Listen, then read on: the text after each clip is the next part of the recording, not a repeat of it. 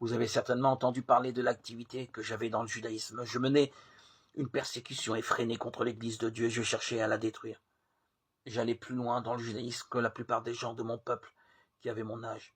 Et plus que les autres, je défendais avec une ardeur jalouse les traditions de mes pères.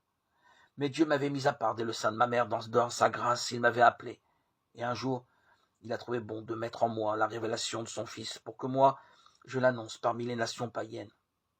Aussitôt, sans prendre l'avis de personne, sans même monter à Jérusalem pour y rencontrer ceux qui étaient apôtres avant moi.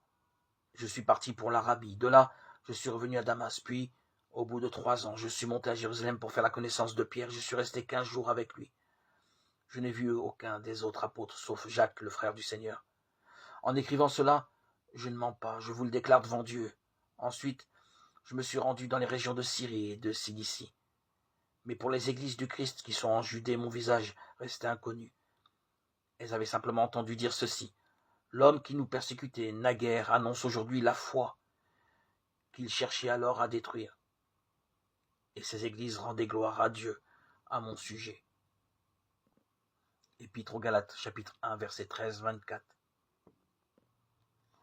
Paul est l'homme mis à part pour l'évangile.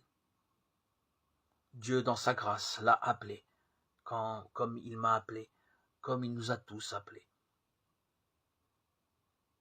Gloire à Dieu au plus haut des cieux, et paix sur la terre aux hommes qu'il aime. À toi, Seigneur, tout honneur et toute gloire pour les siècles et des siècles.